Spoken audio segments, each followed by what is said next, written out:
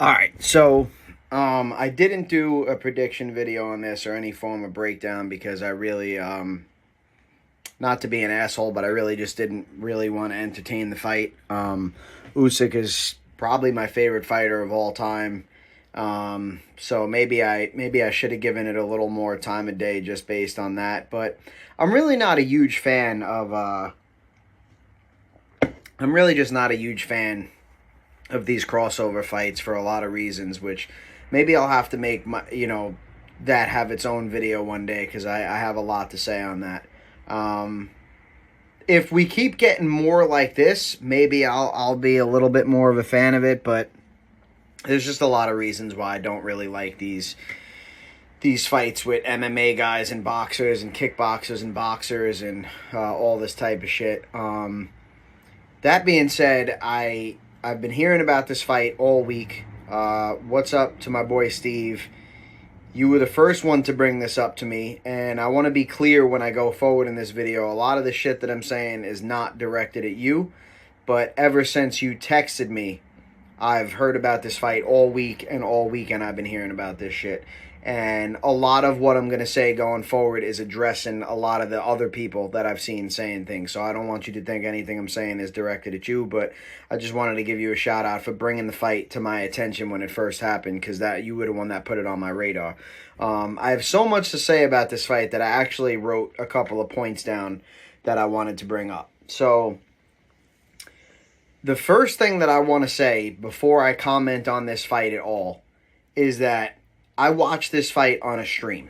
And the stream, I didn't watch it live. I watched it on a stream. I want to say it was probably a day or two later. And the stream was not the clearest stream. It was good enough. Like, I felt like I got a pretty good context for the fight. The reason I want to bring up, there's a couple of reasons I want to bring up the fact that I watched it on a stream. When I give you my scorecard and my take on what was going on in the fight, again, take it with a grain of salt because it was a little bit choppy to stream. So I didn't have as clear of a view as I would like to have. One of the main reasons that I bring that up, that's clear as far as scoring is concerned off the bat, number one. If you got a choppy stream or it's a little bit blurry, it's very possible that I'm not seeing the fight as well as maybe the judges or even somebody who's got it on a clear picture, right? That's first and foremost. Second of all, I learned this through watching Mayweather fights and watching a lot of them in slow motion. When you have certain guys like Usyk and Mayweather and, certain people like that, maybe Bud Crawford is another good example. You really need, I'm telling you, sometimes you have to literally watch some of these exchanges in slow motion to really see what that fighter is doing, both defensively and offensively. There's a lot of times in Floyd fights where when you watch it in fast motion or at first glance, it may look like the other guy is getting the better of the exchanges, and then you slow it down and you look closely and you see him catching this punch with the tip of his elbow and sneaking in such a quick uppercut clean on this guy's cheek that in fast motion you hardly saw it, or you couldn't really tell if it landed cleanly, or maybe the other guy's shot looked like it landed cleanly to the body, and then you see that he caught it with the tip of his elbow and fired back really quick. So I do feel that having a choppy stream could have possibly hurt my take on maybe some of Usyk's combinations and possibly even the other guy's combinations. Forgive me if I pronounce the other guy's name wrong. I'm not from. I've literally never heard the guy's name before this weekend, or before last week or whatever when I found out about the fight or whatever the case is. I think it's Verhoeven or something like that. But I apologize if I'm getting it wrong. I'm definitely not familiar with this guy. So that being said, the first thing that I want to get out of the way is it was a bad stoppage. Period. That there's really no ifs, ands, or buts about that. The thing with the stoppage, there's a couple of things that I want to say about the stoppage. And again, like I said, first and foremost, bad stoppage, premature stoppage. I'm not going to argue that in any way, shape, or form. Now, it wouldn't have been such a bad stoppage. I still wouldn't say it was a great stoppage, but it wouldn't have been as bad of a stoppage had this guy been down 9 rounds, right? If this guy was losing 9 rounds to 1 and then he went down, at that point, it's kind of like, yeah, we could say he stepped in early because this guy still had his balance, and there's a lot of good things that I'm going to say about this guy going forward, which are reasons that it really shouldn't have been stopped at that moment. But if you're down 9 rounds to 1 and now you just got knocked down and you're a kickboxer going against one of the best pound-for-pound fighters in the world, we can kind of understand why at that point maybe it's like, all right, enough is enough. You know what I mean? Like, he's not going to win the fight. He's down by 9 points, 10 points, whatever the case is, and he just got knocked down, and we just don't want an accumulative brain damage thing happen. And also you have to take into consideration, and this is, again, not to say it wasn't a bad stoppage or an early stoppage, because it was, but this is just human nature. This is just the way things are. If somebody comes up with some sport where they're doing front flips off their roof, right, and for whatever reason it gains traction, and a year after this sport starts, 40% of the people that are doing it start dying, right? You have to understand that they're gonna push to stop this sport. They're going to say people shouldn't be doing this and too many deaths are happening or too many severe injuries. And you're going to have certain athletes in the sport turn around and say, I don't care, it's my life, I'm willing to take the risk, you can't tell me I can't do it. You're going to have certain fans that say, yeah, there's a risk of dying, but that's part of what brings this extreme excitement to the sport, and I want to watch it, and, you know, they're fucking crazy for trying to ban this sport, or they're going to change the rules, right? And they're going to add some blow-up mat at the bottom of the thing, and people are going to say, this is corny, there's no real risk involved, and I don't even want to watch it anymore, and, you know, they made it so corny, or whatever.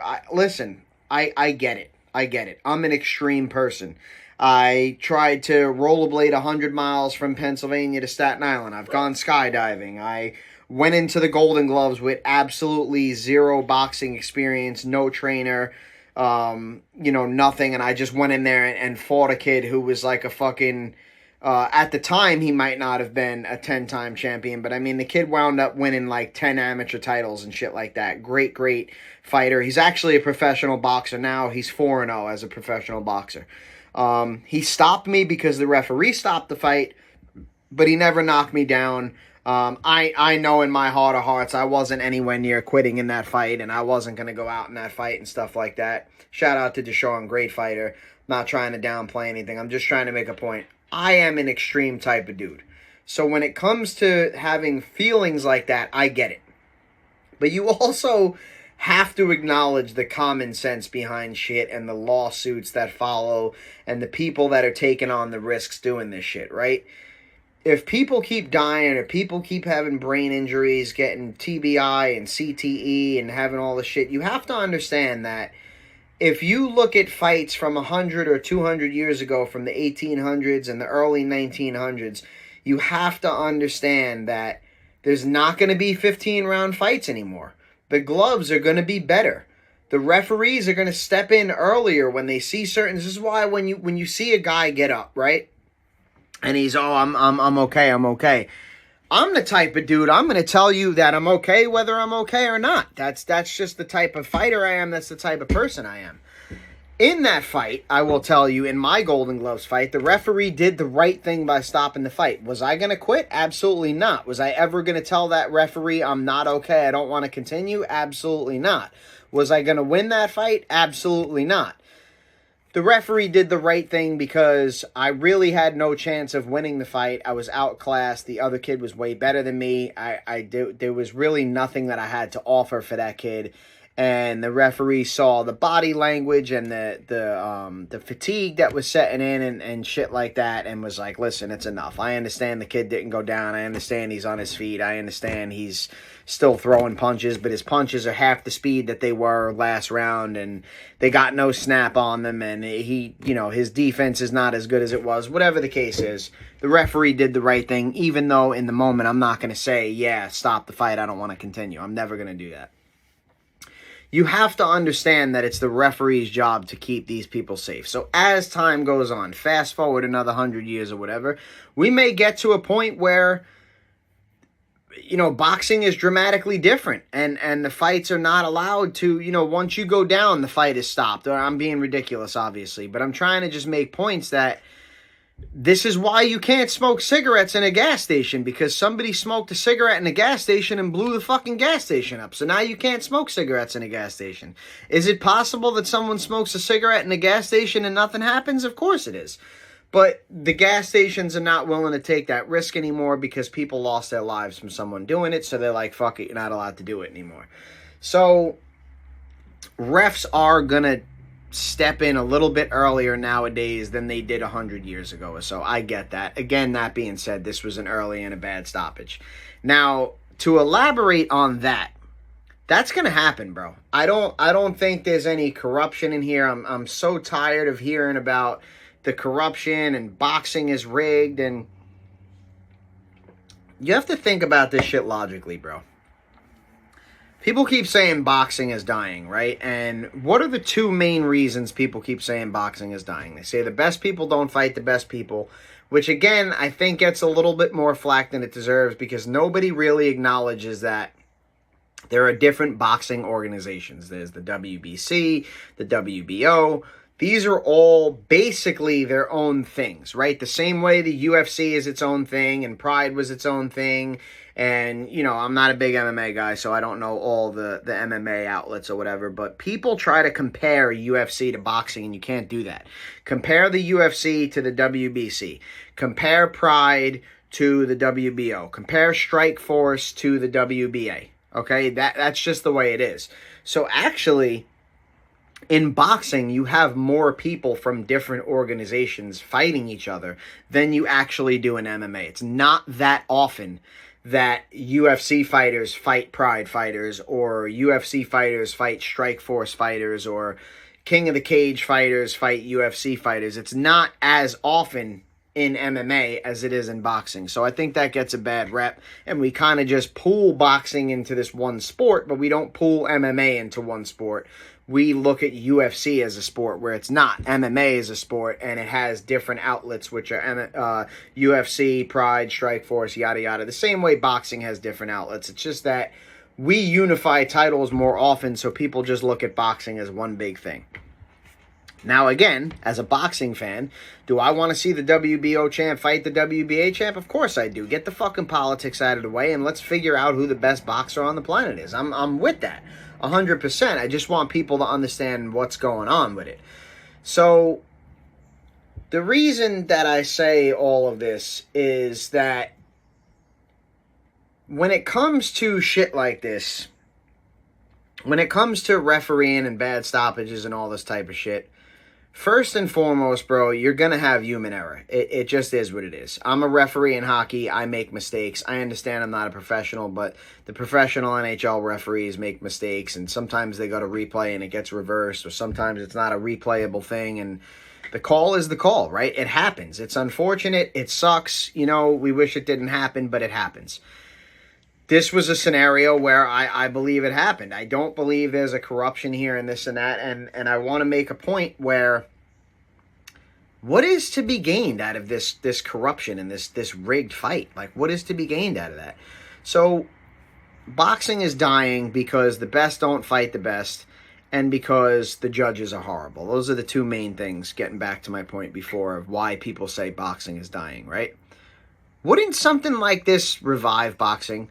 Like, there are kickboxing fans that probably have never watched a boxing match in their life that probably tuned into this fight because of this guy. Do you think they're going to come back and watch boxing again after this?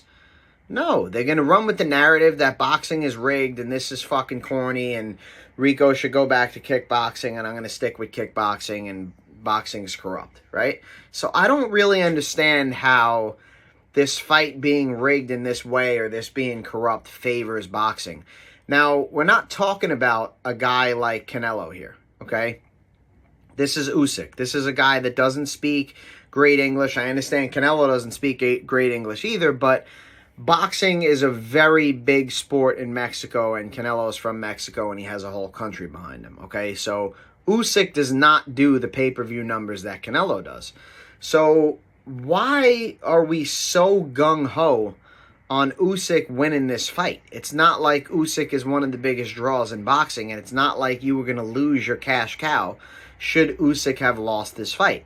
So I want to clear that up. I don't think any of that took place. I just think it was a bad stoppage. I don't know this ref. It's not to say that he's a bad ref. I've never seen the guy ref before, so I can't really comment on it.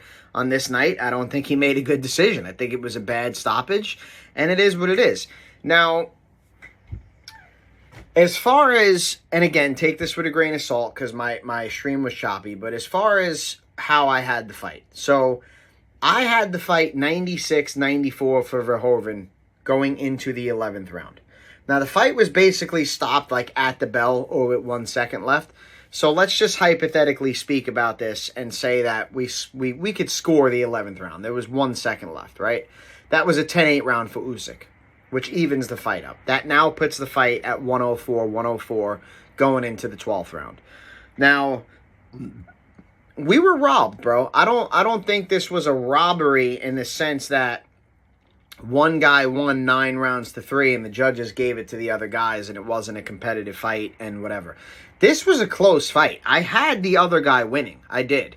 But from what I saw on my stream, this was a competitive fight. It wasn't like Usyk was getting the shit beat out of him. It wasn't like both his eyes were cut and he was bleeding and he was getting destroyed and it was, you know, the fight should have been stopped in the 6th round because Usyk was getting wrecked. This was a competitive fight, bro. I think that the expectation going into it is what makes it such a shock. We're expecting Usyk to annihilate this guy. And this guy, I have this guy up on the cards, right? So that makes it more dramatic. That makes it like, man, Usyk's getting beat up. But he really wasn't getting beat up. It was a competitive fight. And we had the same effect with Fury versus Ngannou, right? Where we expect Fury to destroy the guy. So when Ngannou knocks him down, it's like, bro, Fury's getting beat up. In reality, I had Fury winning that fight. I think it was only by 1 point. I could be off with my math here, but I had Fury winning the fight by 1 point. Very close fight. I could see you having Ngannou winning the fight. So I'm not here to say, anything about that. I'm just trying to make a point. When you go by a mathematical system, this was a competitive fight, bro. It was a good fight. And that makes it, almost even worse that it got stopped. Because it's like, man, we kind of...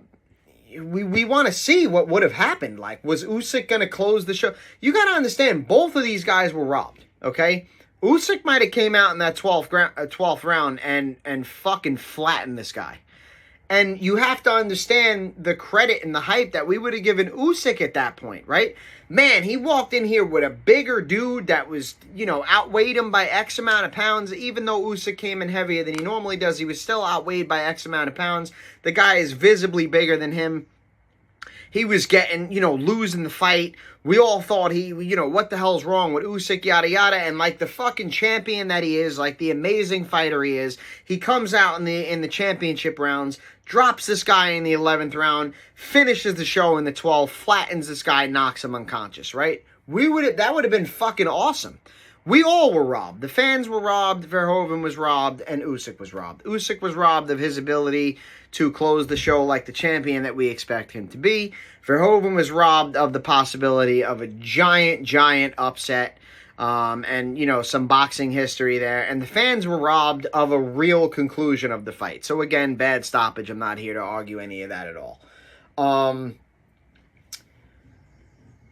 Another thing that I wanted to bring up about why the stoppage was bad was, again, I don't know this guy. I have not watched this guy's kickboxing fights. I saw one clip of this guy where he got dropped in like the 2nd round. They got his eye busted open. He came back 2 rounds later to stop the guy that he was fighting. So this guy appears to be a tough dude. He doesn't appear to be a guy with a lack of heart that gives up or anything like that.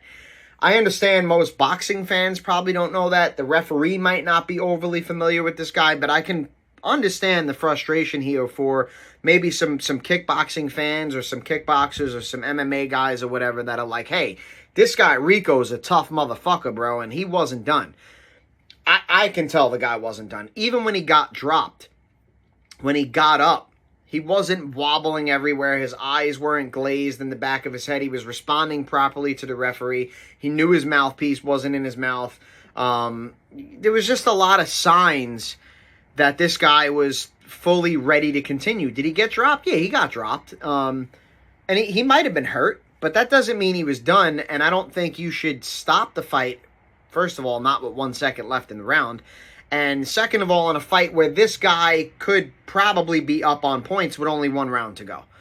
Even in the 10-8 round for Usyk in the 11th, it's still only a draw on my card.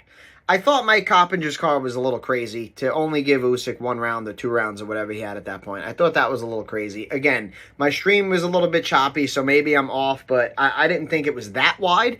But I did have Rico winning the fight. So you got to understand that even with that 10-8 round, Usyk still needed to win the 12th just on my card to win the fight. On other cards, on the judges' cards, maybe it was different. On, the ringside cards, they had Verhoeven ahead and shit like that. So, I can't speak for everybody's cards. But on my card, even with that knockdown and even with the 10-8, 11 round, Usyk still had to come out and win the next round. So, yeah, I think it was stopped definitely prematurely and at a bad time. Another reason is there were other points in the fight. It wasn't just the 11th round where Usyk had success. There were other points in the fight where Usyk started to land some combinations and you were kind of like, oh, okay, here it comes, right? And the other guy came back. So, he seemed to have good recovery powers. He seemed to have a great heart. And I just didn't think the guy deserved for the fight to end like that. Now, here's another thing. Usyk's 39 years old, bro, and I hate to be cliche here, but if we turn around right now in this fight, and I don't want to take anything away from Verhoeven because he was fighting a great fight, but the fact of the matter is Usyk is 39 years old.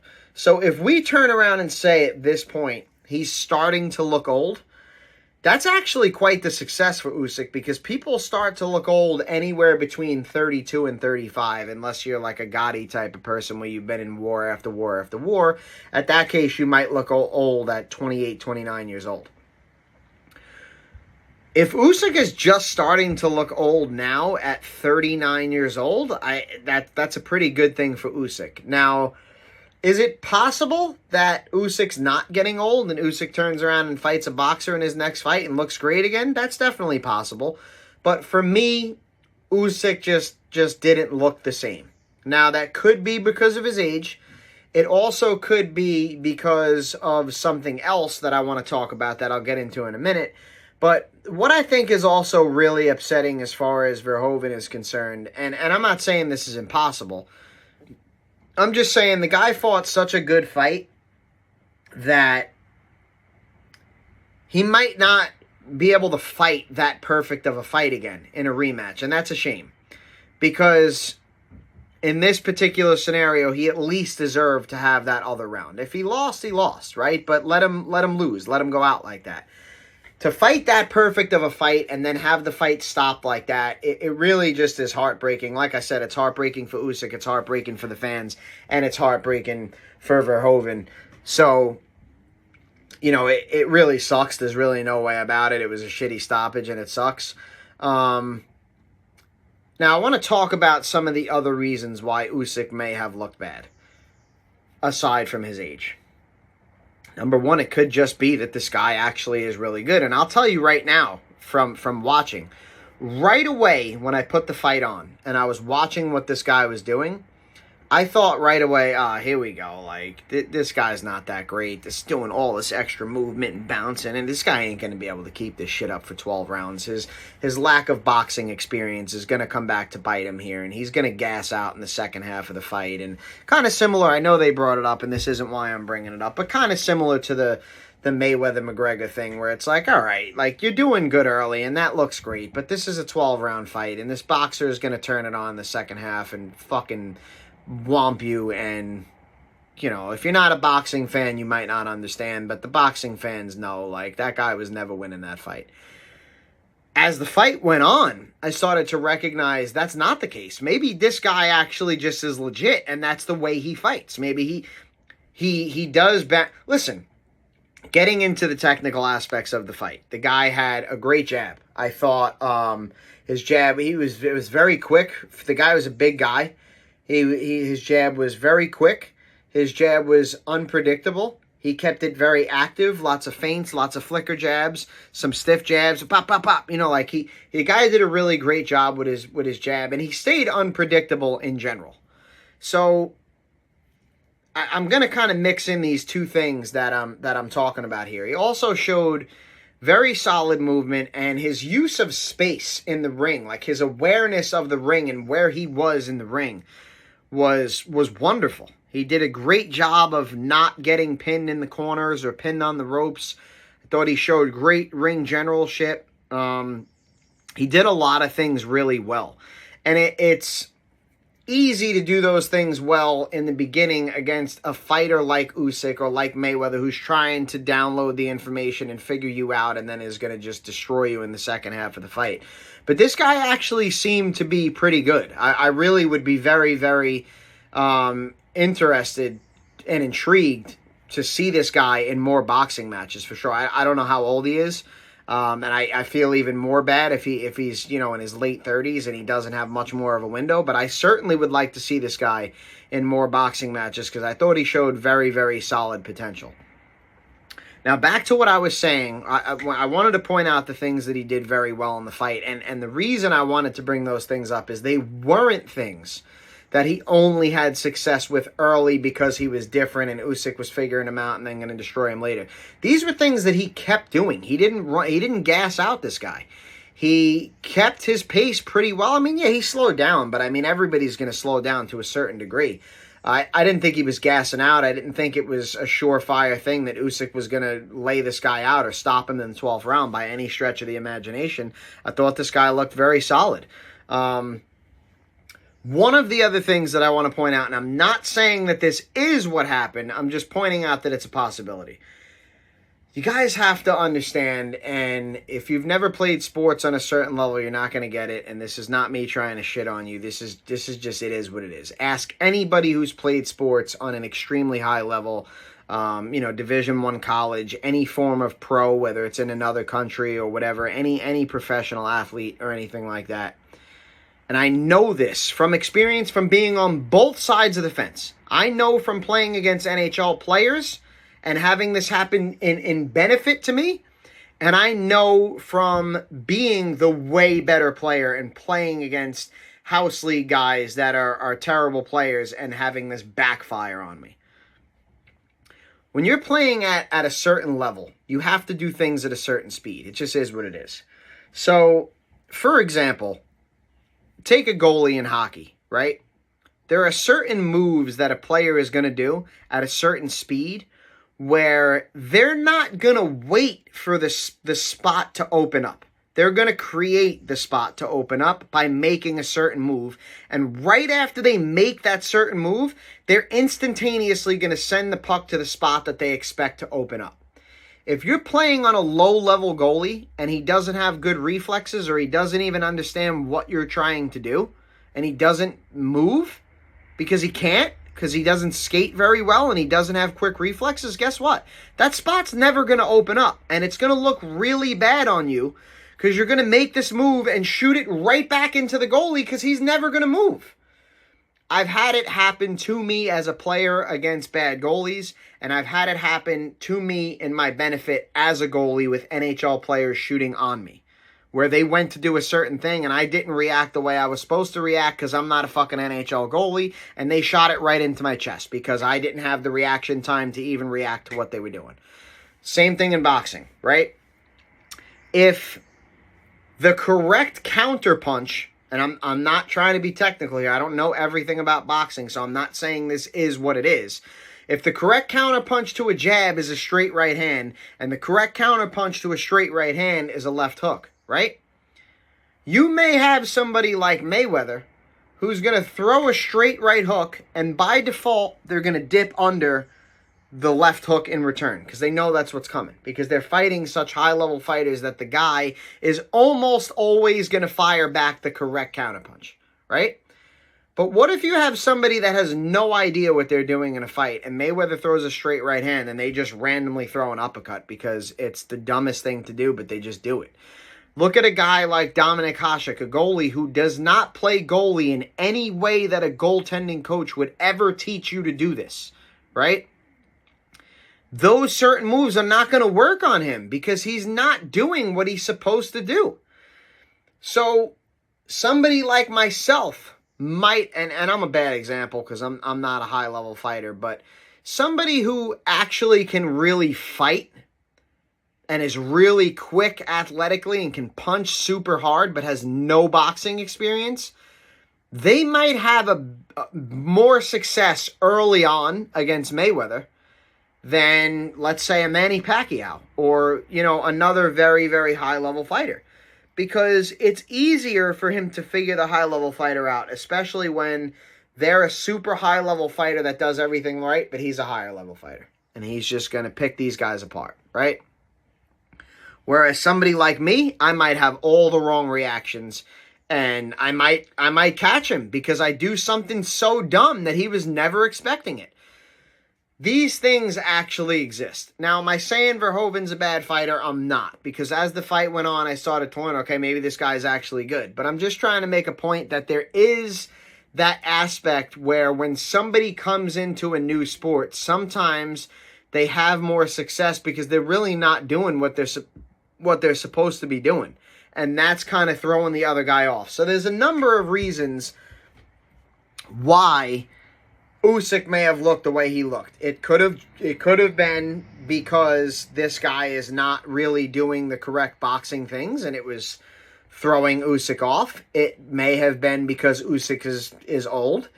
It may have been just simply because this guy actually is a good boxer, but he is such an awkward style and he's so unpredictable that he just kept Usyk guessing and Usyk couldn't really figure him out. Or it could simply be that this guy actually just is that good, and if they rematch, this guy does that good again.